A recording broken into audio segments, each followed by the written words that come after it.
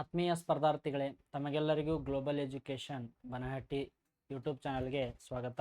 ಇವತ್ತಿನ ಅವಧಿಯಲ್ಲಿ ನಾವು ಈ ಅಗ್ನಿವೀರ್ ಪರೀಕ್ಷೆಗಳಿಗೆ ಅಂದರೆ 2021ರಲ್ಲಿ ಅಗ್ನಿವೀರ್ ಪರೀಕ್ಷೆಗೆ ಕೇಳಿರುವಂತಹ GK ಪ್ರಶ್ನೆಗಳನ್ನು ಅನಲೈಸ್ ಮಾಡೋಣ. ವಿಶೇಷವಾಗಿರುವಂಥ ಕ್ವಶನ್ಸ್ಗಳು ಬಂದಾವ, ಇಲ್ಲಿಯೂ ಕೂಡ ಏನಪ್ಪ ಅಂದ್ರೆ ಕವರ್ ಮಾಡ್ಕೊಳ್ಳೋಣ. So very important. ಇಲ್ಲಿರುವಂತಹದ್ದು ಏನಪ್ಪ ಅಂದ್ರೆ ಪ್ರಶ್ನೆಗಳು ಮುಂದಿನ ಪರೀಕ್ಷೆಗೆ ನಿಮಗೇನಪ್ಪ ಅಂದ್ರೆ ರಿಪೀಟ್ ಆಗ್ಬೋದು. ಸೊ ಹೀಗಾಗಿ ಅವುಗಳನ್ನು ಏನು ಮಾಡ್ಬೋದು ಅಂದ್ರೆ ನಾವು ಸಂಪೂರ್ಣವಾಗಿ ನೋಟ್ ಮಾಡ್ಕೋಬೇಕು.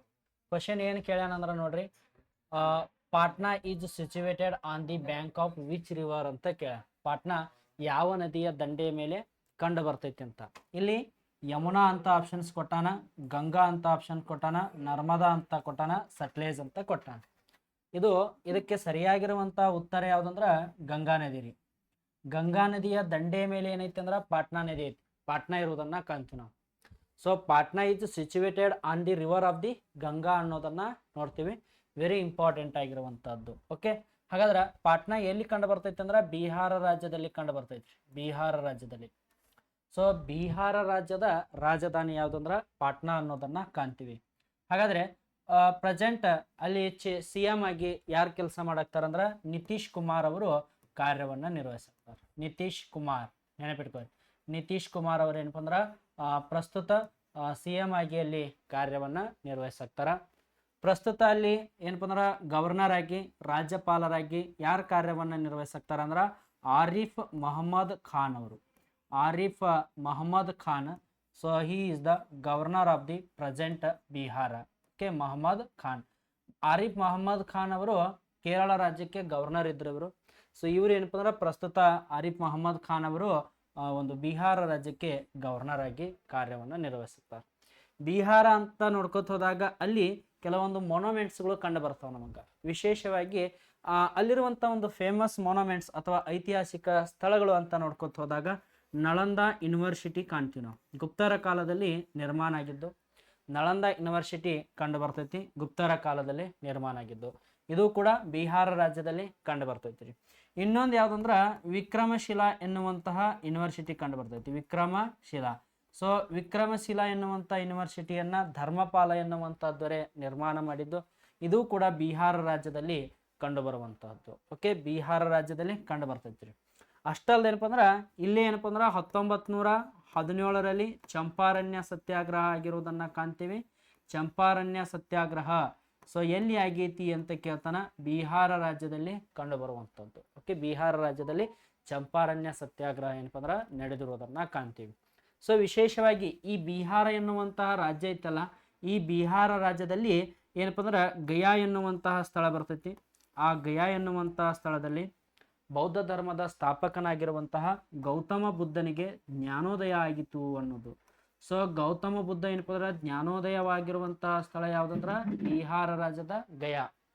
ಈ ಗಯಾ ಎಂಬಲ್ಲಿ ನಮಗೆ ಏನು ಕಾಣ್ತೀವಿ ಅಂದ್ರೆ ನಾವು ಮಹಾಬೋಧಿ ದೇವಾಲಯವನ್ನ ಕಾಣ್ತೀವಿ. ಓಕೆ, ಮಹಾಬೋಧಿ ದೇವಾಲಯ ಕಂಡು ಬರುವುದು ಎಲ್ಲಿ ಅಂತ ಕೇಳ್ತಾನ.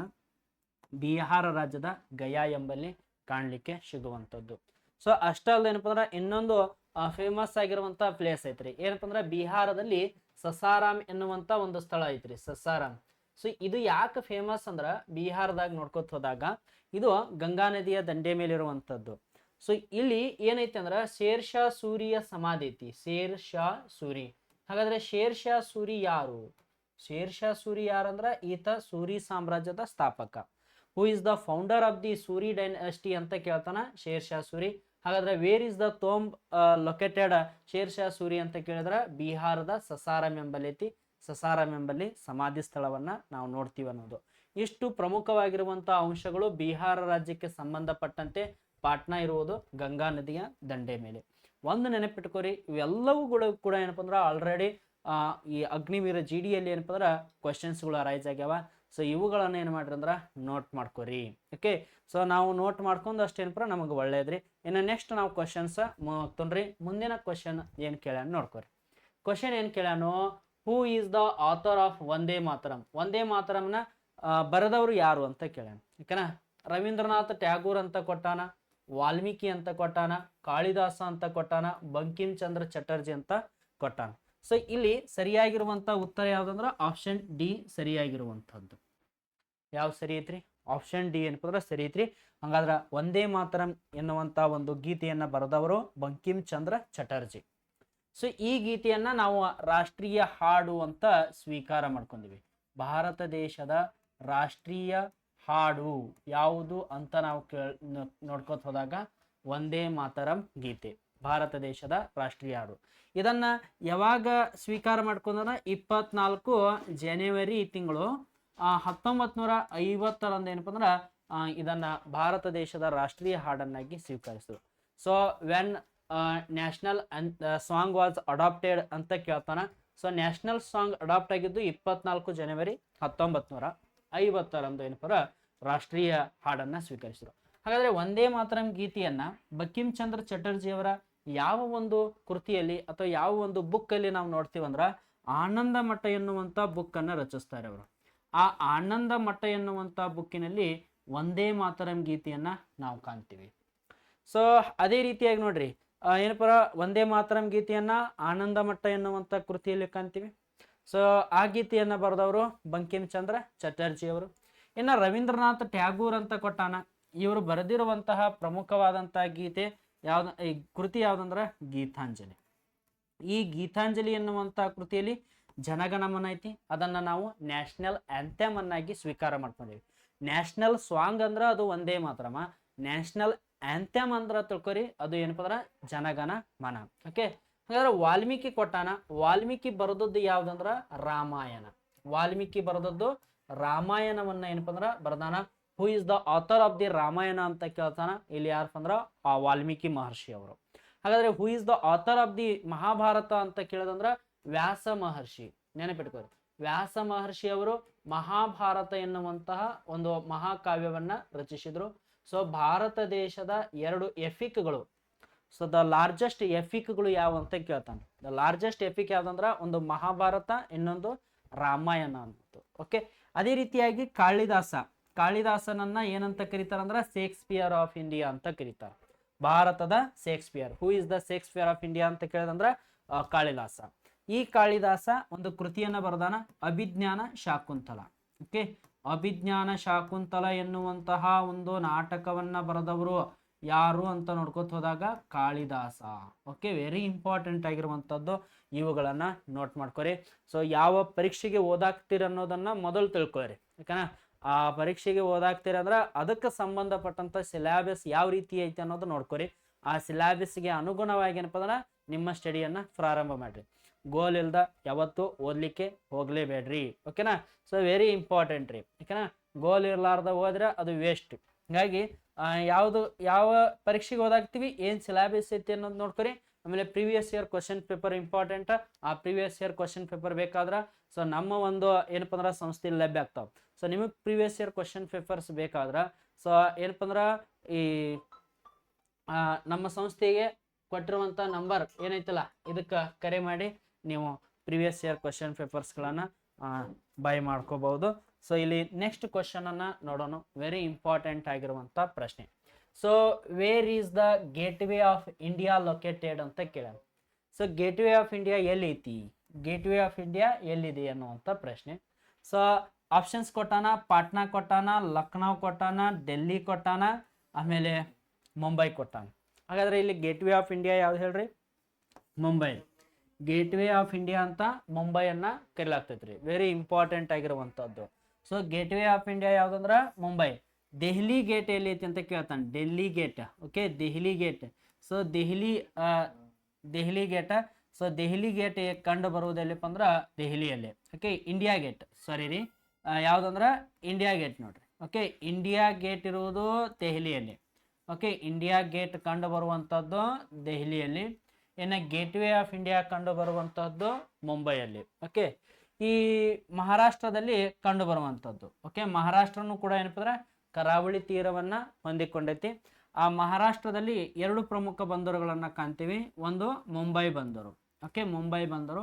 ಆ ಮುಂಬೈ ಬಂದರಿನ ಒತ್ತಡವನ್ನ ತಡಿಲಿಕ್ಕೆ ಇನ್ನೊಂದು ಪೋರ್ಟ್ ಅನ್ನ ನಿರ್ಮಾಣ ಮಾಡ್ಯಾರ. ಆ ಪೋರ್ಟ್ ಯಾವ್ದಂದ್ರ ನವಶೇವಾ ಪೋರ್ಟ್. ಓಕೆನಾ? ನವಶೇವಾ ಪೋರ್ಟ್. ಸೊ ಇದರಲ್ಲಿ ಮುಂಬೈ ಪೋರ್ಟ್ ಅನ್ನ ಏನಂತ ಕರೀತಾರ ಅಂದ್ರ ಗೇಟ್ವೇ ಆಫ್ ಇಂಡಿಯಾ ಅಂತ ಕರೀತಾರೆ, ಭಾರತದ ಹೆಬ್ಬಾಗಿಲು ಅಂತ ಕರೆಯಲಾಗ್ತೈತಿ. ನವಶೇವಾ ಪೋರ್ಟ್ ಅನ್ನ ಜವಾಹರ್ಲಾಲ್ ನೆಹರು ಪೋರ್ಟ್ ಅಂತ ಕರೀತಾರೆ. ಜವಾಹರ್ಲಾಲ್ ನೆಹರು ಪೋರ್ಟ್ ಅನ್ನೋದನ್ನ ನಾವು ಕಾಣ್ತೀವಿ. Very important. Okay, so Elephanta ಕೇವ್ಸ್ಗಳು ಕಂಡು ಬರುವಂಥದ್ದು ಎಲ್ಲಿ ಅಂತ ಕೇಳ್ತಾನೆ ನೋಡ್ರಿ. ಮುಂಬೈಯಲ್ಲಿ ಎಲಿಫೆಂಟಾ ಕೇವ್ಗಳು ಕಂಡು ಬರ್ತಾವ. ನಾವು ಯಾವ ಕೇವ್ಗಳು ಕಂಡು ಬರ್ತಾವ್ರಿ? ಎಲಿಫೆಂಟಾ ಕೇವ್ಗಳು ಎಲ್ಲಿದಾವ ಅಂತ ನೋಡ್ಕೊತ ಹೋದಾಗ ಮುಂಬೈಯಲ್ಲಿ ಕಾಣಲಿಕ್ಕೆ ಸಿಗುವಂಥದ್ದು. RBI ಕೇಂದ್ರ ಕಚೇರಿ ಐತಿ, RBI ಕೇಂದ್ರ ಕಚೇರಿ ಕಂಡು ಬರ್ತೈತಿ. ಓಕೆನಾ, RBI ಕೇಂದ್ರ ಕಚೇರಿ ಮುಂಬೈಯಲ್ಲಿ ಕಾಣ್ತೀವಿ. ಸೊ ಅದೇ ರೀತಿಯಾಗಿ SBI ಕೇಂದ್ರ ಕಚೇರಿಯನ್ನು ಕಾಣ್ತೀವಿ. Head quarter of the SBI ಅಂದ್ರೂ ಅದು ಮುಂಬೈ. LIC ಹೆಡ್ ಕ್ವಾರ್ಟರ್ ಅಂತ ಕೇಳಿದಂದ್ರೂ ಮುಂಬೈ ರೀ. LIC ಹೆಡ್ ಕ್ವಾರ್ಟರ್ ಎಲ್ಲೈತೆ ಅಂದ್ರೆ ಮುಂಬೈಯಲ್ಲಿ ಕಂಡು ಬರುವಂಥದ್ದು. ಈ ರೀತಿಯಾಗಿ ಇವುಗಳನ್ನ ಏನಪ್ಪಾರ ನೋಟ್ ಮಾಡ್ಕೊರಿ, very important. Okay, next question ಏನ್ ಕೇಳೋಣ? Who is the first citizen of India ಅಂತ ಕೇಳೋಣ. ಭಾರತ ದೇಶದ ಮೊದಲ ಪ್ರಜೆ ಯಾರು? ಸೊ ಇಲ್ಲಿ ಚೀಫ್ ಜಸ್ಟಿಸ್ ಅಂತ ಕೊಟ್ಟಾನ, ಮುಖ್ಯ ನ್ಯಾಯಾಧೀಶರು, ಪ್ರೈಮ್ ಮಿನಿಸ್ಟರ್ ಕೊಟ್ಟಾನ, ಪ್ರಧಾನಮಂತ್ರಿ, ಪ್ರೆಸಿಡೆಂಟ್ ಕೊಟ್ಟಾನ, ರಾಷ್ಟ್ರಪತಿ, ಆಮೇಲೆ ಲಾ ಲೆಜಿಸ್ಲೇಟರ್ ಅಂತ ಕೊಟ್ಟಾನ, ಕಾನೂನು ಶಾಸಕರು. ಓಕೆ, ಕಾನೂನು ಪಾಲಕರು ಅಂತ. ಹಾಗಾದ್ರೆ ಇಲ್ಲಿ ಸರಿಯಾಗಿರುವಂತ ಉತ್ತರ ಯಾವ್ದಂದ್ರ ಇಲ್ಲಿ ಆಪ್ಷನ್ ಸಿ ರೈಟ್ ರೀ, ರಾಷ್ಟ್ರಪತಿ. ಪ್ರೆಸಿಡೆಂಟ್ ಏನಪ್ಪ ಅಂದ್ರೆ ಕರೆಕ್ಟ್ ಆಗಿರುವಂತ ಆನ್ಸರ್ ರೀ. So he is the first citizen of the India ಅನ್ನೋದನ್ನ ಕಾಣ್ತೀವಿ. ಸೊ ಇಂಥ ಒಬ್ಬ ಪ್ರೆಸಿಡೆಂಟ್ ಬಗ್ಗೆ ಇಂಡಿಯನ್ ಕಾನ್ಸ್ಟಿಟ್ಯೂಷನ್ ನಲ್ಲಿ 52ನೇ ಆರ್ಟಿಕಲ್ ವಿವರಣೆಯನ್ನ ಕೊಡ್ತೈತ್ರಿ. ಓಕೆ, ಸೊ ಈ ಪ್ರೆಸಿಡೆಂಟ್ ಪೋಸ್ಟ್ ಬಗ್ಗೆ ಮಾಹಿತಿಯನ್ನು ನೀಡುವಂತ ಆರ್ಟಿಕಲ್ ಯಾವ್ದಂದ್ರ 52ನೇ ಆರ್ಟಿಕಲ್. ಸೊ ಪ್ರೆಸಿಡೆಂಟ್ ಅನ್ನ ಏನಂತ ಕರೀತಾರಂದ್ರ supreme commander of the India ಅಂತ ಕರೀತಾರೆ. ಏನಂತ ಕರೀತಾರೆ? ತನ್ನ ಮಹಾದಂಡ ನಾಯಕ, supreme commander of the India, ಮಹಾದಂಡ ನಾಯಕ. ಯಾರನ್ನ ಕರೆಯಲಾಗ್ತೈತಿ ಅಂದ್ರ ಪ್ರೆಸಿಡೆಂಟ್ ಅನ್ನ ಕರೆಯಲಾಗ್ತೈತಿ. ಅಂದ್ರ 3 ಪಡೆಗಳ ಮಹಾದಂಡ ನಾಯಕರಾಗಿ ಇವರು ಕಾರ್ಯವನ್ನ ನಿರ್ವಹಿಸ್ತಾರೆ. ಹಾಗಾದ್ರೆ ರಾಷ್ಟ್ರಪತಿ ಆಗ್ಬೇಕಾದ್ರ ಏಜ್ ಏನೈತಿ? 35 ಇಯರ್ಸ್ ಏಜ್ ಲಿಮಿಟ್ ಅನ್ನ ಇಟ್ಟಾರ. 35 ವರ್ಷ ವಯಸ್ಸಾಗಿರ್ಬೇಕು. ಹಾಗಾದ್ರೆ ಇವರ ಅಧಿಕಾರಾವಧಿ ಎಷ್ಟಂತ ನೋಡ್ಕೊತ ಹೋದಾಗ 5 ವರ್ಷ ಅಧಿಕಾರದಲ್ಲಿ ಇರ್ತಾರೆ. ಇವರ ಅಧಿಕಾರಾವಧಿ 5 ವರ್ಷ ಏನಪ್ಪ ಅಂದ್ರೆ ಅಧಿಕಾರದಲ್ಲಿ ಇರುವುದನ್ನ ನಾವು ಕಾಣ್ತೀವಿ. ಇನ್ನು ವೆರಿ ಇಂಪಾರ್ಟೆಂಟ್ ಆಗಿರುವಂತದ್ದು ಏನಪ್ಪ ಅಂದ್ರ ರಾಷ್ಟ್ರಪತಿಯವರಿಗೆ ಪ್ರಮಾಣ ವಚನ, ಹೂ ಗಿವನ್ ದಿ ಓತ್ ಅಂತ ಕೇಳ್ತಾನೆ. ಓತ್ ಅನ್ನ ಯಾರು ಬೋಧಿಸ್ತಾರಂದ್ರ ಇಲ್ಲಿ ಸುಪ್ರೀಂ ಕೋರ್ಟಿನ ಮುಖ್ಯ ನ್ಯಾಯಾಧೀಶರು ಪ್ರಮಾಣ ವಚನವನ್ನ ಬೋಧಿಸ್ತಾರೆ. ಸುಪ್ರೀಂ ಕೋರ್ಟಿನ ಮುಖ್ಯ ನ್ಯಾಯಾಧೀಶರು ಇವರಿಗೆ ಪ್ರಮಾಣ ವಚನವನ್ನ ಏನಪ್ಪ ಅಂದ್ರ ಬೋಧಿಸ್ತಾರೆ. ಹಾಗಾದ್ರೆ ರಾಷ್ಟ್ರಪತಿಯವರು ಯಾರಿಗೆ ರಾಜೀನಾಮೆ ಕೊಡ್ಬೇಕಂದ್ರ ಉಪರಾಷ್ಟ್ರಪತಿಯವರಿಗೆ ಏನಪ್ಪ ಅಂದ್ರ ರಾಜೀನಾಮೆಯನ್ನ ನೀಡಬೇಕು. ಉಪರಾಷ್ಟ್ರಪತಿಗೆ ರಾಜೀನಾಮೆಯನ್ನ ಏನಪ್ಪ ಅಂದ್ರ ಸಲ್ಲಿಸಬೇಕು ಅನ್ನೋದನ್ನ ಕಾಣ್ತೀವಿ. ಹಾಗಾದ್ರೆ ಭಾರತ ದೇಶದ ಮೊದಲ ರಾಷ್ಟ್ರಪತಿ ಯಾರು? Doctor Rajendra Prasad. Who is the first president of India ಅಂತ ಕೇಳ್ತಾನ. So doctor Rajendra Prasad was the first president of India ಅನ್ನೋದನ್ನ ಕಾಣ್ತೀವಿ ನಾವು. ಡಾಕ್ಟರ್ ರಾಜೇಂದ್ರ ಪ್ರಸಾದ್. ಓಕೆ, ಇವರು ಫಸ್ಟ್ ಪ್ರೆಸಿಡೆಂಟ್ ಆಫ್ ಇಂಡಿಯಾ. ಹಾಗಾದ್ರೆ ಫಸ್ಟ್ ವುಮನ್ ಪ್ರೆಸಿಡೆಂಟ್ ಯಾರು? ಭಾರತ ದೇಶದ ಮೊದಲ ಮಹಿಳಾ ರಾಷ್ಟ್ರಪತಿ ಯಾರಂದ್ರ ಪ್ರತಿಭಾ ದೇವಿ ಸಿಂಗ್ ಪಾಟೀಲ್. ಸೊ ಪ್ರತಿಭಾ ದೇವಿ ಸಿಂಗ್ ಪಾಟೀಲ್ ಅವ್ರೇನಪ್ಪ ಅಂದ್ರ ಫಸ್ಟ್ ವುಮನ್ ಪ್ರೆಸಿಡೆಂಟ್ ಆಗಿ ವರ್ಕ್ ಮಾಡಿದ್ರು ಅನ್ನೋದನ್ನ ಕಾಣ್ತೀವಿ ನಾವು. ಸೊ ಹಾಗಾದ್ರೆ who is the 11th president of India? ಹಿಂಗೂ ಕೇಳ್ಬೋದು. ಭಾರತ ದೇಶದ ವಿಜ್ಞಾನಿಯಾಗಿದ್ದುಕೊಂಡು ಭಾರತ ದೇಶದ ರಾಷ್ಟ್ರಪತಿಯಾದ 11ನೇ ರಾಷ್ಟ್ರಪತಿ ಯಾರು ಅಂತ ಕೇಳ್ಬಹುದು. Doctor APJ Abdul Kalam. APJ Abdul Kalam. Okay, so ಅದಲ್ಲದ ಏನ್ ಕೇಳ್ತಾನೋ ಹಾಗಾದ್ರೆ ಫಸ್ಟ್ ಮುಸ್ಲಿಂ ಪ್ರೆಸಿಡೆಂಟ್ ಯಾರಂತ ಕೇಳ್ತಾನೆ. ಸೊ ಇಂಡಿಯಾದಲ್ಲಿ ಮೊದಲ ರಾಷ್ಟ್ರಪತಿಯಾದ ಮುಸ್ಲಿಂ ವ್ಯಕ್ತಿ ಯಾರಂದ್ರೆ ಜಾಕೀರ್ ಹುಸೇನ್. ಯಾರು ಹೇಳ್ರಿ? So Zakir Hussain. So very important ಇವೆಲ್ಲ. So first Muslim president of India Zakir Hussain. First president of India doctor Rajendra Prasad. First woman president of India Pratibha Devi Singh Patil. ಹಾಗಾದ್ರೆ who is the present president of India ಅಂತ ಕೇಳಿದಂದ್ರ ದ್ರೌಪದಿ ಮುರ್ಮು. ದ್ರೌಪದಿ ಮುರ್ಮು ಅವ್ರ ಏನಪ್ಪ ಅಂದ್ರ ಪ್ರಸ್ತುತ ಭಾರತ ದೇಶದ ರಾಷ್ಟ್ರಪತಿಯಾಗಿ ಏನಪ್ಪ ಅಂದ್ರ ಕಾರ್ಯವನ್ನ ನಿರ್ವಹಿಸುತ್ತಾರೆ. ಸೊ ಇವ್ರೇನದಾರಲ್ಲ, she is the second woman president of India, ಎರಡನೇ ಮಹಿಳಾ ರಾಷ್ಟ್ರಪತಿ. ಹಾಗಾದ್ರೆ ಸಿ ಇಸ್ ದ ಫಸ್ಟ್ ಏನಪ್ಪ ಅಂದ್ರ ಟ್ರೈಬಲ್ ಕಮ್ಯುನಿಟಿ ಪ್ರೆಸೆಂಟ್ ಮಾಡಿದಂತಹ ಪ್ರೆಸಿಡೆಂಟ್ ರೀ. ಸೊ ಟ್ರೈಬಲ್ ಕಮ್ಯುನಿಟಿ ಅಂದ್ರ ಬುಡಕಟ್ಟು ಸಮುದಾಯದಿಂದ ಆಯ್ಕೆಯಾದಂತಹ ಮೊದಲ ಮಹಿಳಾ ರಾಷ್ಟ್ರಪತಿ ಅನ್ನೋದು. ಸೊ ವೆರಿ ಇಂಪಾರ್ಟೆಂಟ್ ಆಗಿರುವಂತಹ ಒಂದು ಕ್ವಶನ್. ಸೊ IC ಮೇಲೂ ಏನಪ್ಪ ಅಂದ್ರೆ ಈ ರೀತಿಯಾಗಿ ಈಸಿ ಆಗಿರುವಂಥ ಕಾನ್ಸೆಪ್ಟ್ ಮೇಲೆ ಏನಪ್ಪ ಕ್ವಶನ್ಸ್ಗಳನ್ನು ಕೇಳ್ತಾನೆ. ಸೊ ಅಷ್ಟೇನೇನಪ್ಪ ಅಂದ್ರೆ ಹಾರ್ಡ್ ಏನು ಇರಂಗಿಲ್ಲ ಎಕ್ಸಾಮ್, ಬಹಳ ಈಸಿ ಇರ್ತೈತಿ ರೀ. ಈಸಿ ವೇನಾಗ ಏನಪ್ಪ ಅಂದ್ರೆ ನಾವು ಇದನ್ನು ನೋಡ್ಬೇಕಾಗ್ತೈತಿ. ಸೊ ಆ್ಯಸ್ ಇಟ್ ಈಸ್ ಒಂದು ಏನಪ್ಪ ಅಂದ್ರೆ ಈ 10th ಯಾವ ಲೆವೆಲ್ದಾಗ ತೆಗಿಬೇಕಲ್ಲ ಆ ಲೆವೆಲಲ್ಲಿ ತೆಗೆದಿರ್ತಾನೆ. ಓಕೆ, ನೆಕ್ಸ್ಟ್ ಕ್ವಶನ್ ಏನು ಕೇಳ್ಯಾನಂದ್ರೆ which of the following state has the highest population ಅಂತ ಕೇಳ್ಯಾನ. ನಾನು ನಿನ್ನೆ ಕ್ಲಾಸ್ನಲ್ಲೂ ಹೇಳೇನಿ ಏನಪ್ಪ ಅಂದ್ರೆ 2011 ಸೆನ್ಸಸ್ ಅನ್ನ ಕೇಳ್ತಾನೆ. ಸೊ ಇಲ್ಲಿ ಏನು ಕೇಳ್ಯಾನಂದ್ರೆ ಅತಿ ಹೆಚ್ಚು ಜನಸಂಖ್ಯೆಯನ್ನ ಹೊಂದಿರುವಂತಹ ರಾಜ್ಯ ಯಾವುದು ಅಂತ ಕೇಳ್ಯಾನ, highest population state. So options ಕೊಟ್ಟಾನ, ಗುಜರಾತ್ ಕೊಟ್ಟಾನ, ರಾಜಸ್ಥಾನ್ ಕೊಟ್ಟಾನ, ಬಿಹಾರ್ ಕೊಟ್ಟಾನ, ಉತ್ತರ ಪ್ರದೇಶ್ ಕೊಟ್ಟಾನ. As per the 2011 census, as per record 2011 census, highest population state ಯಾವ್ದಂದ್ರೆ ಉತ್ತರ ಪ್ರದೇಶ. ಯಾವ್ದು ಹೇಳ್ರಿ? ಉತ್ತರ ಪ್ರದೇಶ. ಓಕೆ, ಹೈಯೆಸ್ಟ್ ಪ್ರಮುಖವಾಗಿ ನೋಡ್ಕೋತ ಹೋದಾಗ ನೋಡ್ರಿ, ಭಾರತ ದೇಶದಲ್ಲಿ ಅತಿ ಹೆಚ್ಚು ಏನಪ್ಪ ಅಂದ್ರೆ ಕರಾವಳಿ ತೀರವನ್ನ ಹೊಂದಿರುವಂತಹ ರಾಜ್ಯ, ಅತಿ ಹೆಚ್ಚು ಕರಾವಳಿ ತೀರ ಕೇಳಬಹುದು. ಕರಾವಳಿ ತೀರವನ್ನ ಹೊಂದಿರುವಂತಹ ರಾಜ್ಯ ಗುಜರಾತ್ ರೀ. ಸೊ ಇದು ಕೇಳ್ತಾನ, largest coastal area state Gujarat. ಯಾವ್ದು ಹೇಳ್ರಿ? Gujarat. So largest coastal area Gujarat. ಹಾಗಾದ್ರೆ ಲಾರ್ಜೆಸ್ಟ್ ಏರಿಯಾ ವೈಸ್ ಸ್ಟೇಟ್ ಅಂದ್ರೆ Rajasthan. Largest area wise state ಯಾವ್ದಂದ್ರೆ ರಾಜಸ್ಥಾನ ಅನ್ನೋದನ್ನ ಕಾಣ್ತೀವಿ ನಾವು. ಹಾಗಾದ್ರೆ ಲಾರ್ಜೆಸ್ಟ್ ಏನಪ್ಪ ಅಂದ್ರೆ ಡೆನ್ಸಿಟಿ ಸ್ಟೇಟ್ ಯಾವುದು, ಜನಸಾಂದ್ರತೆಯ ಸ್ಟೇಟ್ ಯಾವುದು ಅಂದ್ರೆ ಬಿಹಾರ ಸ್ಟೇಟ್. ನೆನಪಿಟ್ಕೋರಿ, ಬಿಹಾರ್ ಅತಿ ಹೆಚ್ಚು ಜನಸಾಂದ್ರತೆಯನ್ನ ಹೊಂದಿರುವಂತ ರಾಜ್ಯ. ಸೊ ವೆರಿ ಇಂಪಾರ್ಟೆಂಟ್ ನೋಡ್ರಿ, ಭಾರತ ದೇಶದಲ್ಲಿ ಅತಿ ಹೆಚ್ಚು ಕರಾವಳಿ ತೀರವನ್ನ ಹೊಂದಿರುವ ರಾಜ್ಯ ಗುಜರಾತ್ ರಾಜ್ಯ. ಭಾರತ ದೇಶದಲ್ಲಿ ಅತಿ ಹೆಚ್ಚು ವಿಸ್ತೀರ್ಣವನ್ನ ಹೊಂದಿರುವ ರಾಜ್ಯ ರಾಜಸ್ಥಾನ ರಾಜ್ಯ. ಭಾರತ ದೇಶದಲ್ಲಿ ಅತಿ ಹೆಚ್ಚು ಜನಸಾಂದ್ರತೆಯನ್ನ ಹೊಂದಿರುವ ರಾಜ್ಯ ಬಿಹಾರ ರಾಜ್ಯ. ಹಾಗಾದ್ರೆ ಕಡಿಮೆ ಕರಾವಳಿ ತೀರವನ್ನ ಹೊಂದಿರುವ ರಾಜ್ಯ ಅಂದ್ರೆ ಅದು ಗೋವಾ ರಾಜ್ಯ. ಭಾರತ ದೇಶದಲ್ಲಿ ಅತಿ ಕಡಿಮೆ ಕರಾವಳಿ ತೀರವನ್ನ ಹೊಂದಿರುವಂತಹ ರಾಜ್ಯ ಗೋವಾ ರಾಜ್ಯ ಅನ್ನೋದನ್ನ ನಾವು ಕಾಣ್ತೀವಿ. ಓಕೆ, ಸೊ ಈ ರೀತಿಯಾಗಿ ನಿಮಗೇನಪ್ಪ ಅಂದ್ರೆ ರಿಲೇಟೆಡ್ ಆಗಿ ಕ್ವಶನ್ಸ್ಗಳು ಬರ್ತಾವ. ಒಂದು ಸ್ವಲ್ಪ ಏನಪ್ಪ ಅವು ಕಡೆ ಗಮನವನ್ನ ಹರಿಸ್ರಿ. ಇನ್ನು ನೆಕ್ಸ್ಟ್ ಕ್ವಶನ್ ಕೇಳ್ಯಾನ. ಕ್ವಶನ್ ಏನು ಕೇಳ್ಯಾನಂದ್ರ where is the Sahara desert located? Desert ಅಂದ್ರೆ ಏನಪ್ಪ ಅಂದ್ರೆ ಮರುಭೂಮಿ. ಹಾಗಾದ್ರೆ ಯಾವ ಮರುಭೂಮಿ ಕೇಳ್ಯಾನ? ಸಹರಾ ಮರುಭೂಮಿ ಕೇಳ್ಯಾನ. ಹಾಗಾದ್ರೆ ಸಹರಾ ಮರುಭೂಮಿ ಎಲ್ಲಿ ಕಂಡು ಬರ್ತೈತಿ? ನಾರ್ತ್ ಅಮೇರಿಕಾ, ಆಮೇಲೆ ನಾರ್ತ್ ಆಫ್ರಿಕಾ, ಏಷ್ಯಾ, ಆಸ್ಟ್ರೇಲಿಯಾ ಅಂತ ಕೊಟ್ಟಾನ. ಸೊ ಇಲ್ಲಿ ಸರಿಯಾಗಿರುವಂತ ಉತ್ತರ ನಾರ್ತ್ ಆಫ್ರಿಕಾದಲ್ಲಿ ಕಂಡು ಬರ್ತೈತಿ. ಯಾವ desert? Sahara desert. Sahara desert ಜಗತ್ತಿನ ಅತಿ ದೊಡ್ಡದಾದಂತಹ ಮರುಭೂಮಿ. ಓಕೆನಾ, one of the largest desert in the world ಅನ್ನೋದನ್ನ ನಾವು ಕಾಣ್ತೀವಿ. ಓಕೆನಾ, ಸೊ ಈ ಸಹರಾ ಡೆಸರ್ಟ್ ಅಲ್ಲಿ ಫ್ಲೋ ಆಗುವಂತ ಒಂದು ರಿವರ್ ಯಾವ್ದಂದ್ರ ಅದು Nile river. Okay, Sahara desert ಅಲ್ಲಿ ಹರಿಯುವಂತಹ ಒಂದು ನದಿ ಯಾವ್ದಂದ್ರ ನೈಲ್ ರಿವರ್. ಇದು ಜಗತ್ತಿನ ಅತಿ ಉದ್ದವಾದ ನದಿ. ಇದು ಜಗತ್ತಿನ ಅತಿ ಉದ್ದವಾದಂತಹ ನದಿ ಯಾವ್ದಂದ್ರ ನೈಲ್ ರಿವರ್ ಅನ್ನೋದನ್ನ ನಾವು ಕಾಣ್ತೀವಿ. ಹಾಗಾದ್ರೆ ಅತಿ ದೊಡ್ಡದು ಯಾವ್ದಂದ್ರ ಅಮೆಜಾನ್. ಅತಿ ದೊಡ್ಡದಾದಂತಹ ನದಿ ಅಮೆಜಾನ್ ನದಿ. ಓಕೆ, ಅತಿ ದೊಡ್ಡದಾದಂತಹ ನದಿ ಅಮೆಜಾನ್ ನದಿ. ಸರಿಸುಮಾರು ಒಂದು ಏನಪ್ಪ 10 ದೇಶಗಳಲ್ಲಿ ಹರಿದೋಗ್ತೈತಿ. ಆದ್ರ ಈ ನದಿಗೆ ಯಾವುದೇ ರೀತಿಯಾದಂತಹ ಅಣೆಕಟ್ಟುಗಳನ್ನ ಕಾಣಂಗಿಲ್ಲ. ಯಾಕಂದ್ರ ಅಷ್ಟೊಂದು ಏನಪ್ಪ ಅಂದ್ರೆ ಹರಿವಿನ ವೇಗ ಈ ನದಿಯಲ್ಲಿ ನಾವು ಕಾಣ್ತೀವಿ. ನೀರಿನ ಹರಿವಿನ ವೇಗ ಏನಪ್ಪ ಬಹಳ ಸ್ಪೀಡ್ ಇರ್ತೈತಿ. ಹಾಗಾಗಿ ಅಣೆಕಟ್ಟನ್ನ ನಿರ್ಮಾಣ ಮಾಡ್ಲಿಕ್ಕೆ ಆಗಿಲ್ಲ, ಸಾಧ್ಯ ಆಗಿಲ್ಲ. ಯಾವುದೂ ದೇಶಕ್ಕಾಗಿಲ್ಲ. 10 ದೇಶಗಳಲ್ಲಿ ಇರ್ತೈತಿ. ಯಾವ ದೇಶನೂ ಅಂತ ಹರಸಾಹಸ ಕೈ ಹಾಕಿಲ್ಲ. ಓಕೆ, ಕ್ವಶನ್ ಕೇಳ್ಯಾನ, Lala Lajpat Rai death is related to which of the following incident ಅಂತ. ಲಾಲಾ ಲಜಪತ್ ರಾಯ್ ರವರ ಸಾವು ಈ ಕೆಳಗಿನ ಯಾವ ಘಟನೆಯೊಂದಿಗೆ ಸಂಬಂಧಿಸಿದೆ ಅನ್ನುವಂಥ ಪ್ರಶ್ನೆ. ಸೊ ಇಲ್ಲಿ ಕೊಟ್ಟಾನ ಏನಪ್ಪ ಅಂದ್ರ ಚೋರ ಕಳ್ಳತನ ಹಗರಣ ಅಂತ. ಓಕೆ, ಸೊ ಕಳ್ಳತನ ಹಗರಣ. ಆಮೇಲೆ ಸೈಮನ್ ಆಯೋಗ ಅಂತ ಕೊಟ್ಟಾನ. ಸೊ ನಾನ್ ಕೋಆಪರೇಷನ್ ಮೂಮೆಂಟ್, ಅಸಹಕಾರ ಚಳವಳಿ ಅಂತ ಕೊಟ್ಟಾನ. ಆಮೇಲೆ ಇವುಗಳಲ್ಲಿ ಯಾವುದು ಅಲ್ಲ ಅಂತ ಕೊಟ್ಟಾನ. ನೋಡ್ರಿ ಯಾವ್ಯಾವ ಕೊಟ್ಟಾನ. ಕಳ್ಳತನ ಹಗರಣ ಕೊಟ್ಟಾನ, ಸೈಮನ್ ಆಯೋಗ ಕೊಟ್ಟಾನ, ಅಸಹಕಾರ ಚಳವಳಿ ಕೊಟ್ಟಾನ.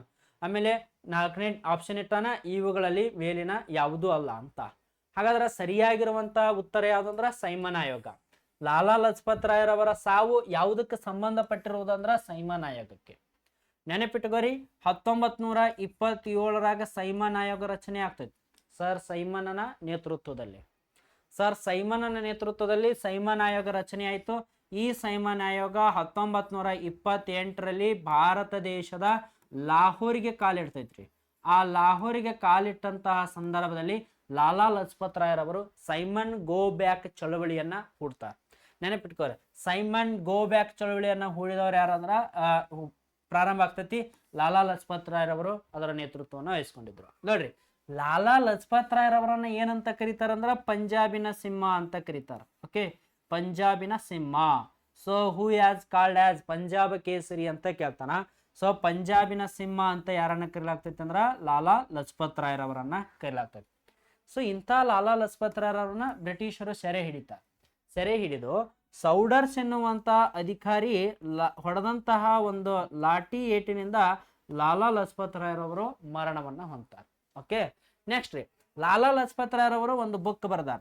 ಆ ಬುಕ್ ಯಾವ್ದಂದ್ರ ಅನ್ಹ್ಯಾಪಿ ಇಂಡಿಯಾ. ನೆನಪಿಟ್ಕೋರಿ, ಅನ್ಹ್ಯಾಪಿ ಇಂಡಿಯಾ ಎನ್ನುವಂತ ಬುಕ್ ಅನ್ನ ಬರೆದವರು ಯಾರು ಅಂತ ಕೇಳ್ತಾನೆ. ಅನ್ಹ್ಯಾಪಿ ಇಂಡಿಯಾ ಬುಕ್ ಅನ್ನ ಬರೆದವರು ಲಾಲಾ ಲಜಪತ್ ರಾಯರವರು. ವೆರಿ ಇಂಪಾರ್ಟೆಂಟ್ ಆಗಿರುವಂತದ್ದು. ಅಗ್ನಿವೀರ್ ಪರೀಕ್ಷೆಗಳಲ್ಲಿ ಈ ಬುಕ್ ಅನ್ನ ಕೇಳುವಂತ ಚಾನ್ಸಸ್ ಇರ್ತೈತಿ. ಒಂದ್ ಸ್ವಲ್ಪ ಏನಪ್ಪ ಅಂದ್ರ ಇದಕ್ಕ ಗಮನವನ್ನ ಹರಿಸ್ರಿ. ಆಮೇಲೆ ಪಂಜಾಬಿನ ಸಿಂಹ ಅಂದ್ರ ಲಾಲಾ ಲಜಪತ್ ರಾಯ್. ಆಮೇಲೆ ಸೈಮನ್ ಆಯೋಗ ಭಾರತಕ್ಕೆ ಕಾಲಿಟ್ಟಿದ್ದು ಎಲ್ಲಿ ಅಂದ್ರ ಲಾಹೋರ್ದಾಗ. ಎಷ್ಟ್ರಾಗ ಅಂದ್ರ 1928ರಲ್ಲಿ. ಓಕೆ, ನೆಕ್ಸ್ಟ್ ಕ್ವಶನ್, ಮುಂದಿನ ಪ್ರಶ್ನೆ ನೋಡ್ಕೊರಿ. ವಿಚ್ ಇಸ್ ದ ಓಲ್ಡೆಸ್ಟ್ ವೇದ ಅಂತ ಕೇಳ.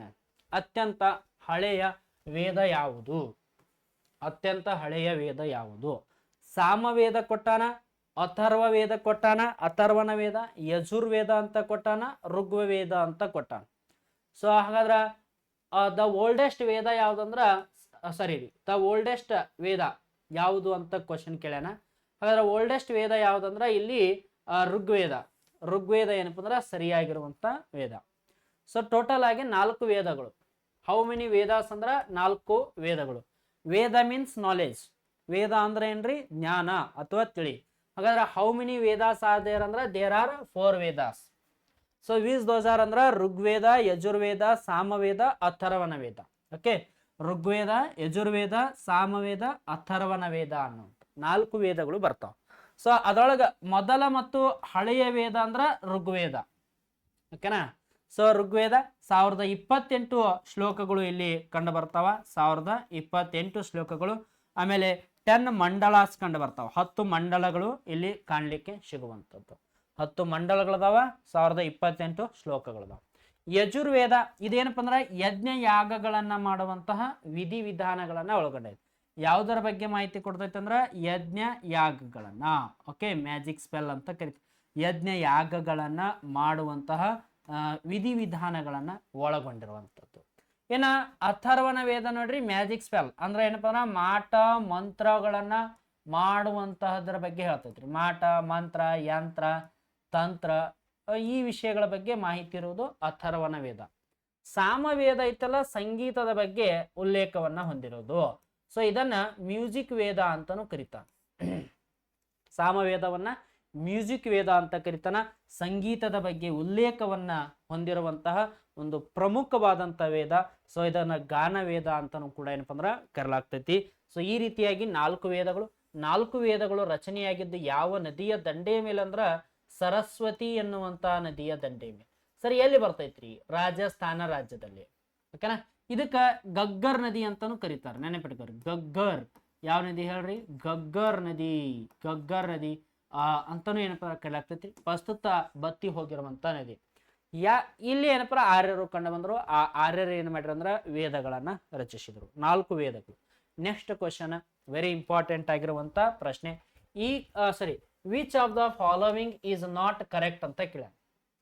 ಕೆಳಗಿನವುಗಳಲ್ಲಿ ಯಾವುದು ಸರಿಯಾಗಿ ಹೊಂದಾಣಿಕೆ ಆಗಿಲ್ಲ ಅನ್ನೋದನ್ನ ನಾವು ನೋಡೋಣ. ಸೊ ಇಲ್ಲಿ Kaziranga national park Assam. Okay, Kaziranga national park ಎಲ್ಲೈತೆ ಅಂದ್ರೆ ಆಸಾಂದಲ್ಲಿ ಕಂಡು ಬರ್ತದೆ. Okay, Jim Corbett national park Uttarakhand. Jim Corbett national park ಎಲ್ಲೈತ್ರಿ? ಉತ್ತರಾಖಂಡ ರಾಜ್ಯದಲ್ಲಿ ಕಂಡು ಬರ್ತದೆ. ತೆಹ್ರಿ ಡ್ಯಾಮ್ ಎಲ್ಲಿ ಕಂಡು ಬರ್ತೈತೆ ಅಂದ್ರೆ ಉತ್ತರಾಖಂಡ್. ಓಕೆ, ತೆಹ್ರಿ ಡ್ಯಾಮ್ ಉತ್ತರಾಖಂಡ ರಾಜ್ಯದಲ್ಲಿ. ಹಿರಾಕುಡ್ ಡ್ಯಾಮ್ ಅಂತ ಕೊಟ್ಟಾನ, ಮಧ್ಯಪ್ರದೇಶ್ ಕೊಟ್ಟಾನ. ಬಟ್ ಇದು ಏನಾಗ್ತೈತಿ ಅಂದ್ರೆ ರಾಂಗ್ ಆಗ್ತೈತಿ. ಸರಿಯಾಗಿ ಏನಪ್ಪ ಜೋಡಣೆ ಆಗಿಲ್ಲ. ಹೀಗಾಗಿ ಸರಿಯಾಗಿರುವಂತ ಉತ್ತರನೇ ಯಾವ್ದಂದ್ರೆ ಡಿರಿ. ಹಿರಾಕುಡ್ ಡ್ಯಾಮ್ ಹಾಗಾದ್ರೆ ಎಲ್ಲಿ ಐತಿ? ಒಡಿಸ್ಸಾದಲ್ಲಿ ಕಂಡು ಬರ್ತೈತ್ರಿ. ಎಲ್ಲಿ ಕಂಡು ಬರ್ತೈತ್ರಿ? ಒಡಿಸ್ಸಾ. ಯಾವ ನದಿಗೆ ಐತಿ? ಮಹಾನದಿಗೆ ಐತಿ. ನಾನು ಇನ್ನಿ ಕ್ಲಾಸ್ನಾಗ ಹೇಳೇನಿ ಮಹಾನದಿ ಎಲ್ಲಿ ಹುಡ್ತೈತಿ ಅಂತ. ಛತ್ತೀಸ್ಗಢದ ರಾಯ್ಪುರ್ ಬೆಟ್ಟದಲ್ಲಿ ಹುಡ್ತೈತ್ರಿ. ಅಲ್ಲಿಂದ ಒಡಿಸ್ಸಾ ರಾಜ್ಯವನ್ನ ಪ್ರವೇಶ ಮಾಡಿದಾಗ ಆ ಒಡಿಸ್ಸಾ ರಾಜ್ಯದಲ್ಲಿ ಮಹಾನದಿಗೆ ಅಡ್ಡಲಾಗಿ ಹಿರಾಕುಡ್ ಆಣೆಕಟ್ಟನ್ನ ನಿರ್ಮಾಣ ಮಾಡಿವಿ.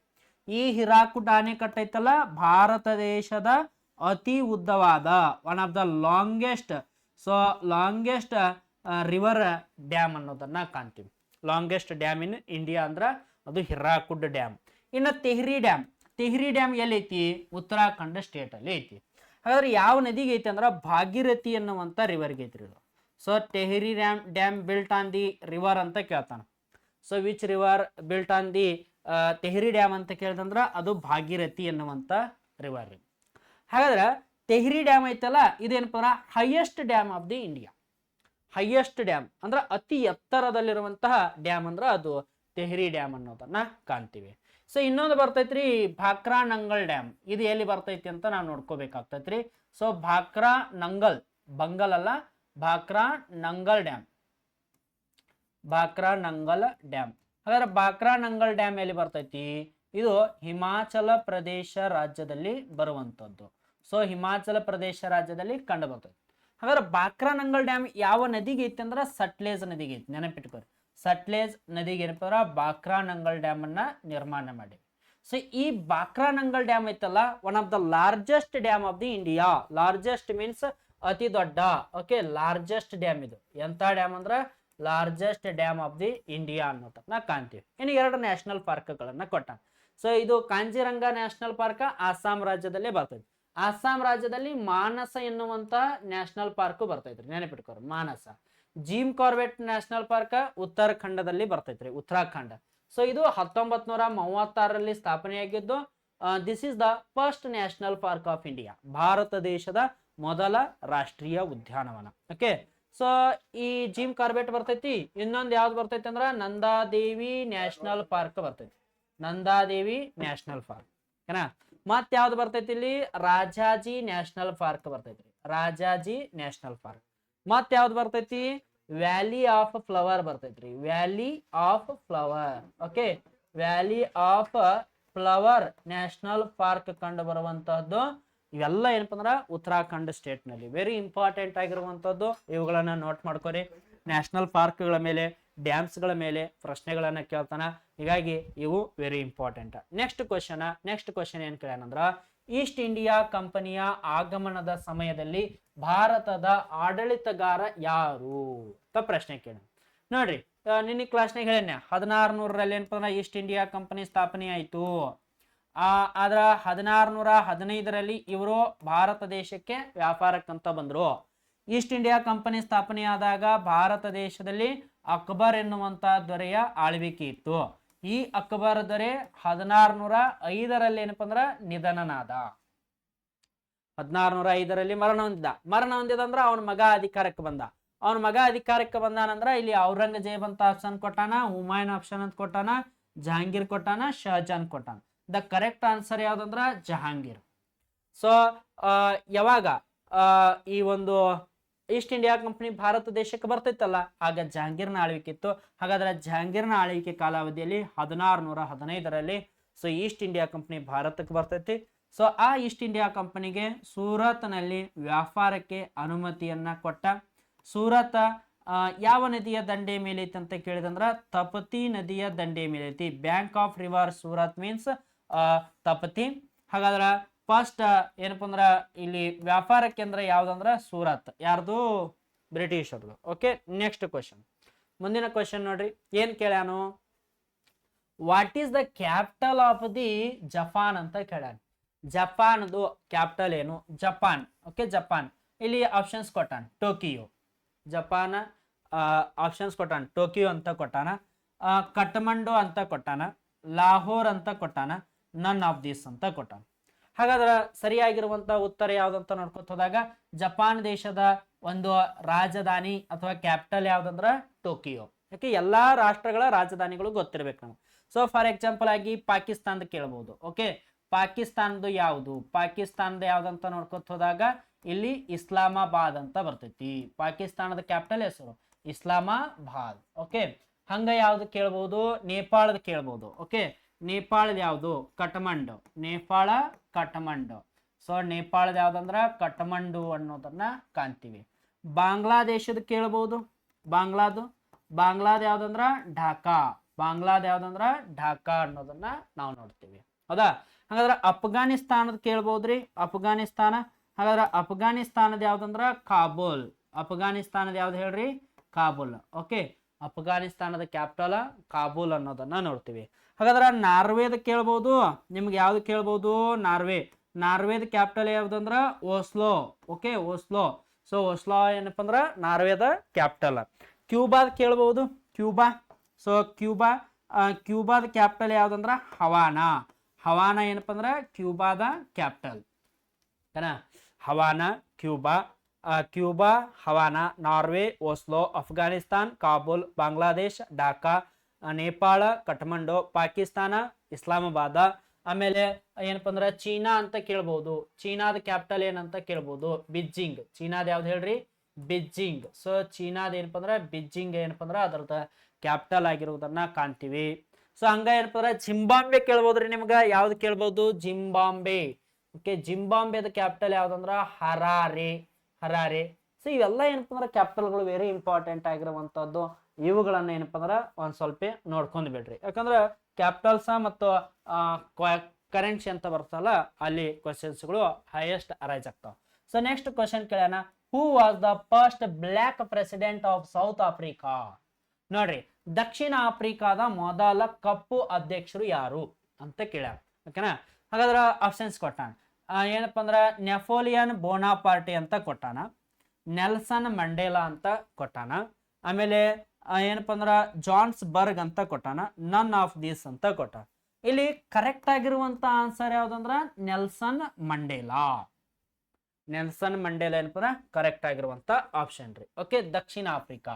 ನೋಡಿ, ನೆಲ್ಸನ್ ಮಂಡೇಲಾ ಅಂತ ನಾವು ನೋಡ್ಕೋತ ಹೋದಾಗ ವೆರಿ ಇಂಪಾರ್ಟೆಂಟ್ ರೀ. ಯಾಕೆ ಇಂಪಾರ್ಟೆಂಟ್ ಅಂತ ನಾವು ನೋಡ್ಕೋತ ಹೋದಾಗ, ಸೊ ನೆಲ್ಸನ್ ಮಂಡೇಲಾರವರನ್ನ ದಕ್ಷಿಣ ಆಫ್ರಿಕಾದ, ಸೊ ನೋಡ್ರಿ ಎಲ್ಲಿದ್ರಿ? ದಕ್ಷಿಣ ಆಫ್ರಿಕಾದ ಗಾಂಧಿ ಅಂತ ಕರೀತಾರೆ ಇವರು. ಓಕೆನಾ? ದಕ್ಷಿಣ ಆಫ್ರಿಕಾದ ಗಾಂಧಿ ಅಂತ ಕರೀತಾರೆ. ಇವರು ದಕ್ಷಿಣ ಆಫ್ರಿಕಾದಲ್ಲಿದ್ದಂತ ವರ್ಣಭೇದ ನೀತಿಯ ವಿರುದ್ಧ ಹೋರಾಟವನ್ನ ಮಾಡಿ ಆ ದಕ್ಷಿಣ ಆಫ್ರಿಕಾದ ಮೊದಲ ಕಪ್ಪು ಜನಾಂಗದ ಅಧ್ಯಕ್ಷರಾಗಿ ನೇಮಕರಾದ್ರು ಅನ್ನೋದನ್ನ ನಾವು ಕಾಣ್ತೀವಿ. ಸೊ ಇದೇ ನೆಲ್ಸನ್ ಮಂಡೇಲಾರವರು ಒಂದು ಕೃತಿಯನ್ನ ಬರ್ದಾರಿ. ಯಾವ್ದಂದ್ರ ಲಾಂಗ್ ವಾಕ್ ಟು ಫ್ರೀಡಮ್. ಯಾವ್ದು ಹೇಳ್ರಿ? Long walk to freedom. ಓಕೆನಾ? ನೆನಪಿಟ್ಕೋರಿ. ಲಾಂಗ್ ವಾಕ್ ಟು ಫ್ರೀಡಮ್ ಎನ್ನುವಂತಹ ಒಂದು ಬುಕ್ ಅನ್ನ ಬರೆದವ್ರು ಯಾರಂದ್ರ ನೆಲ್ಸನ್ ಮಂಡೇಲಾ. ಇಂಥ ನೆಲ್ಸನ್ ಮಂಡೇಲಾರವರಿಗೆ ನಾವು ಭಾರತ ರತ್ನ ಅವಾರ್ಡ್ ಅನ್ನ ಕೊಟ್ಟಿವಿ. ಆ ಮೂಲಕ he is the first foreigner to got the Bharat Ratna award. ಕೇಳ್ತಾನ ಕ್ವಶನ್. ಸರಿ ರೀ, he is the second foreigner. ಸರಿ ರೀ, he is the second foreigner to got the Bharat Ratna award. ಯಾರೀ? Nelson Mandela. ಓಕೆ, ಇನ್ನ ಮಹಾತ್ಮ ಗಾಂಧಿ ಅಂತ ನಾವು ನೋಡ್ತೀವಿ. ಮಹಾತ್ಮ ಗಾಂಧಿ. ಸೊ ಮಹಾತ್ಮ ಗಾಂಧೀಜಿಯವರನ್ನ ಭಾರತದ ರಾಷ್ಟ್ರಪಿತಾಮಹ ಅಂತ ಕರೀತಾರೆ. ಮಹಾತ್ಮ ಗಾಂಧೀಜಿಯವರನ್ನ ಭಾರತದ ರಾಷ್ಟ್ರಪಿತಾಮಹ ಅಂತ ಕರೀತಾರ. ಫಾದರ್ ಆಫ್ ದಿ ಇಂಡಿಯಾ ಅಂತ ಮಹಾತ್ಮ ಗಾಂಧೀಜಿಯವರನ್ನ ಕರೆಯಲಾಗ್ತೈತ್ರಿ. ಇನ್ನ ಖಾನ್ ಅಬ್ದುಲ್ ಗಫರ್ ಖಾನ್ ಅಂತ ಬರ್ತಾರೆ. ಖಾನ್ ಅಬ್ದುಲ್ ಗಫರ್ ಖಾನ್ ಅವರನ್ನ ಏನಂತ ಕರೆಯಲಾಗ್ತೈತಿ ಅಂದ್ರ, ಸೊ ಇವರನ್ನ ಕರೆಯಲಾಗ್ತೈತ್ರಿ ಗಡಿನಾಡಿನ Gandhi, frontier Gandhi, Gandhi of frontier, ಗಡಿನಾಡಿನ ಗಾಂಧಿ ಅಂತ ಯಾರನ್ನ ಕರೀತಾರಂದ್ರ ಖಾನ್ ಅಬ್ದುಲ್ ಗಫರ್ ಖಾನ್ ಅವರನ್ನ ಕರೀತಾರ. ಸೊ ಖಾನ್ ಅಬ್ದುಲ್ ಗಫರ್ ಖಾನ್ ಅವರದಾರಲ್ಲ, he is the first foreigner to got the Bharat Ratna award. Bharat Ratna ಪ್ರಶಸ್ತಿ ಪಡೆದ ಮೊದಲ ವಿದೇಶಿ ವ್ಯಕ್ತಿ ಅಂದ್ರೆ ಅದು ಖಾನ್ ಅಬ್ದುಲ್ ಗಫರ್ ಖಾನ್. ಭಾರತ ರತ್ನ ಪ್ರಶಸ್ತಿ ಪಡೆದ ಎರಡನೇ ವಿದೇಶಿಗ ಅಂದ್ರೆ ಅದು ನೆಲ್ಸನ್ ಮಂಡೇಲಾ ಅನ್ನೋದು. ಓಕೆ, 1990 ಆಮೇಲೆ 1987 ಇವುಗಳನ್ನ ನೆನಪಿಟ್ಕೋರಿ. ಪ್ರಶ್ನೆಗಳನ್ನ ಅರೈಸ್ ಮಾಡ್ತಾ. ಮುಂದಿನ ಕ್ವಶನ್ ಏನೈತ್ ನೋಡ್ರಿ, ಎಕ್ಸಾಮ್ 2021 ನಡೆದಿರುವಂತದ್ದು. So what is the capital of Andaman and Nicobar island ಅಂತ ಕೊಟ್ಟ. ಹಾಗಾದ್ರೆ ಕ್ಯಾಪಿಟಲ್ ಏನಿತ್ತು, ಇಂಪಾಲ್ ಅಂತ ಕೊಟ್ಟಾನ, ಇಂಪಾಲ್ ಅಂತ ಕೊಟ್ಟಾನ. ಆಮೇಲೆ ಪೋರ್ಟ್ ಬ್ಲೇರ್ ಅಂತ ಕೊಟ್ಟಾನ, ಆಮೇಲೆ ಐಜ್ವಾಲ್ ಅಂತ ಕೊಟ್ಟಾನ, ಆಮೇಲೆ ಸಿಮ್ಲಾ ಅಂತ ಕೊಟ್ಟಾನ. ಹಾಗಾದ್ರೆ ಸರಿಯಾಗಿರುವಂಥದ್ದು ಯಾವ್ದ್ರಿ, ಅಂಡಮಾನ್ ಅಂಡ್ ನಿಕೋಬಾರ್ದ ಕ್ಯಾಪಿಟಲ್ ಏನಂದ್ರ ಪೋರ್ಟ್ ಬ್ಲೇರ್. ಅಂಡಮಾನ್ ನಿಕೋಬಾರ್ದ ಕ್ಯಾಪಿಟಲ್ ಏನ್ರಿ, ಪೋರ್ಟ್ ಬ್ಲೇರ್. ಹಾಗಾದ್ರೆ ಕ್ವಶನ್ ಕೇಳ್ತಾನ, ಗುಜರಾತ್ದ ಕ್ಯಾಪಿಟಲ್ ಏನಂತ ಕೇಳ್ತಾನ, ನೆನಪಿಟ್ಕೊರಿ. ಗುಜರಾತ್ದ ಕ್ಯಾಪಿಟಲ್ ಏನಂದ್ರ Gandhinagar. Capital of the Gujarat ಯಾವ್ದಂದ್ರ ಗಾಂಧಿನಗರ್ ಅನ್ನೋದನ್ನ ಕಾಣ್ತೀವಿ. ಮತ್ತೆ ಎಲ್ಲಾರು ನೀವು ಅಹಮದಾಬಾದ್ ಅಂತ ಕರೆದ್ರಿ ಮತ್ತೆ ರಾಂಗ್ ಆಗ್ತದೆ. ಗಾಂಧಿನಗರ್ ಏನಪ್ಪ ಅಂದ್ರ ಸರಿಯಾಗಿರುವಂತ ಉತ್ತರ. ಹಾಗಾದ್ರ ಕ್ಯಾಪಿಟಲ್ ಆಫ್ ದಿ ಗೋವಾ ಅಂತ ಕೇಳ್ತಾನೆ, ಗೋವಾದ ಕ್ಯಾಪಿಟಲ್ ಏನು? ಸೊ ಗೋವಾದ ಯಾವ್ದೈತ್ರಿ, ಪಣಜಿ. ಓಕೆ, ಪಣಜಿ ಗೋವಾದ ಕ್ಯಾಪಿಟಲ್ ಅನ್ನೋದನ್ನ ಕಾಣ್ತೀವಿ ನಾವು. ಹಾಗಾದ್ರೆ ಕ್ಯಾಪಿಟಲ್ ಆಫ್ ದಿ ಅಸ್ಸಾಂ ಅಂತ ಕೇಳ್ತಾನೆ. ಸೊ ಕೇಳುವಂತಂದ್ರೆ ಎಕ್ಸಾಮ್ಗೆ, ಓಕೆನಾ. ಕ್ಯಾಪಿಟಲ್ ಆಫ್ ದಿ ಅಸ್ಸಾಂ ಅಂತ ನಾವು ನೋಡ್ಕೊತ ಹೋದಾಗ ದಿಸ್ಪುರ್. ಸೊ ದಿಸ್ಪುರ್ ಏನಪ್ಪ ಅಂದ್ರ ಕ್ಯಾಪಿಟಲ್ ರೀ, ಎದ್ರದು, ಅಸ್ಸಾಂದು. ರಾಜಸ್ಥಾನದ ಕ್ಯಾಪಿಟಲ್ ಕೇಳ್ತಾನ, ರಾಜಸ್ಥಾನದ ಕ್ಯಾಪಿಟಲ್ ಯಾವ್ದಂದ್ರ ರಾಜಸ್ಥಾನ್. ಸೊ ರಾಜಸ್ಥಾನದ ಕ್ಯಾಪಿಟಲ್ ಜೈಪುರ್, ರಾಜಸ್ಥಾನದ ಕ್ಯಾಪಿಟಲ್ ಸೊ ಜೈಪುರ್ ಅನ್ನೋದನ್ನ ನಾವು ಕಾಣ್ತೀವಿ. ಮಹಾರಾಷ್ಟ್ರದ ಕ್ಯಾಪಿಟಲ್ ಕೇಳ್ತಾನ, ಮಹಾರಾಷ್ಟ್ರ. ಸೊ ನೋಡ್ರಿ, ಮಹಾರಾಷ್ಟ್ರದ ಕ್ಯಾಪಿಟಲ್ ಕೇಳ್ತಾನೆ ನಿಮಗ, ಮಹಾರಾಷ್ಟ್ರದ ಯಾವ್ದಂದ್ರ ಮುಂಬೈ. ಸೊ ಮುಂಬೈ ಏನಪ್ಪ ಅಂದ್ರ ನಮ್ಗ ಕ್ಯಾಪಿಟಲ್. ನೋಡ್ರಿ, ನಾವೇನಪ್ಪ ಅಂದ್ರೆ ಈಜಿ ಅಂತ ತಿಳ್ಕೊತೀವಿ, ಬಟ್ ಕೆಲವೊಬ್ರಿಗೆ ಅದನ್ನು ಬರ್ತವೆ. ಹೀಗಾಗಿ ಒಂದ್ ಸ್ವಲ್ಪ ಏನಪ್ಪ ಅಂದ್ರ ರಾಜ್ಯ ಮತ್ತು ರಾಜಧಾನಿಗಳು ಗೊತ್ತಿರ್ಬೇಕ್ರಿ. ಇವುಗಳು ಇಂಪಾರ್ಟೆಂಟ್ ಆಗಿರ್ತಾವ. ಕೇರಳದ್ದು ಕೇಳಬಹುದು, ತಿರುವನಂತಪುರ. ಕೇರಳದ ಯಾವ್ದು ಹೇಳ್ರಿ ಕ್ಯಾಪಿಟಲ್, ತಿರುವನಂತಪುರ. ತಮಿಳ್ನಾಡ್ದು ಕೇಳ್ಬಹುದು, ತಮಿಳ್ನಾಡ್ದು ಯಾವ್ದು ಹೇಳ್ರಿ, ಚೆನ್ನೈ. ಓಕೆನಾ. ಹಾಗಾದ್ರೆ ಆಂಧ್ರ ಪ್ರದೇಶ ಕೇಳ್ಬಹುದು, ಆಂಧ್ರ ಪ್ರದೇಶ ಯಾವ್ದಂದ್ರ Amaravati, not Hyderabad, Amaravati. The capital of the Andhra Pradesh is Amaravati. ಓಕೆನಾ. ಹಂಗ ಏನಪ್ಪ ಅಂದ್ರ ತೆಲಂಗಾಣದ ಕ್ಯಾಪಿಟಲ್ ಕೇಳದಂದ್ರ ಹೈದರಾಬಾದ್. ಓಕೆ, ತೆಲಂಗಾಣದ ಯಾವ್ದು ಹೇಳ್ರಿ, ಹೈದರಾಬಾದ್ ಅನ್ನೋದನ್ನ ನಾವು ಕಾಣ್ತೀವಿ. ಸೊ ಎಲ್ಲ ಕ್ಯಾಪಿಟಲ್, ಆಮೇಲೆ ಲ್ಯಾಂಗ್ವೇಜಸ್ಗಳು ಅವೆಲ್ಲ ಏನಪ್ಪ ನೋಟ್ ಮಾಡ್ಕೋರಿ. ಓಕೆ, ನೆಕ್ಸ್ಟ್ ಕ್ವಶನ್ ಏನ್ ಕೇಳ್ಯಾನಂದ್ರ, which is the highest peak in the world ಅಂತ. ವಿಶ್ವದಲ್ಲಿ ಕಂಡುಬರುವ ಎತ್ತರವಾದಂತ ಶಿಖರ ಯಾವುದು? ವಿಶ್ವದಲ್ಲಿ ಕಂಡುಬರುವಂತ ಎತ್ತರವಾದಂತ ಶಿಖರ ಯಾವುದು? ಕಾಂಚನಜುಂಗ ಅಂತ ಕೊಟ್ಟಾನ. ಆಮೇಲೆ ಮತ್ತೇನ್ ಕೊಟ್ಟಾನು, ಮೌಂಟ್ ಎವರೆಸ್ಟ್ ಅಂತ ಕೊಟ್ಟಾನ, ಮೌಂಟ್ ಗಾಡ್ವಿನ್ ಅಸ್ಟಿನ್ ಅಂತ ಕೊಟ್ಟಾನ, ಆಮೇಲೆ ನನ್ ಆಫ್ ದೀಸ್ ಅಂತ ಕೊಟ್ಟಾನ. ದ ಕರೆಕ್ಟ್ ಆಗಿರುವಂತ ಆನ್ಸರ್ ಯಾವ್ದು ಹೇಳ್ರಿ, Mount Everest. Okay, Mount Everest. ಓಕೆನಾ, ಮೌಂಟ್ ಎವರೆಸ್ಟ್ ಇದು ಏನಪ್ಪ ಅಂದ್ರ ಹೈಯೆಸ್ಟ್, ಏನಪ್ಪ ಅಂದ್ರ ವರ್ಲ್ಡ್ ಅಲ್ಲೇ ಹೈಯೆಸ್ಟ್ ಆಗಿರುವಂತ ಪೀಕ್ ಇದು, ಮೌಂಟ್ ಎವರೆಸ್ಟ್. ಎವರೆಸ್ಟ್ ವರ್ಲ್ಡ್ ಅಲ್ಲಿ ಹೈಯೆಸ್ಟ್ ಆಗಿರುವಂತ ಪೀಕ್ ಇದು. ಸೊ ಇದು ಎಷ್ಟು ಮೀಟರ್ ಹೈಟ್ ಐತೆ ಅಂದ್ರ 8848.86 ಮೀಟರ್ ಹೈಟ್ ಆಗಿರುವಂತ ಪೀಕ್. ಓಕೆ, ನೆಕ್ಸ್ಟ್ ಯಾವುದು, K2, the second highest peak in the world. The second highest peak ಇದು ಎಷ್ಟೈತಿ, 8611 ಮೀಟರ್ ಐತ್ರಿ ಇದು. ಇದು ಭಾರತದ ಅತಿ ಎತ್ತರವಾದಂತಹ ಶಿಖರ.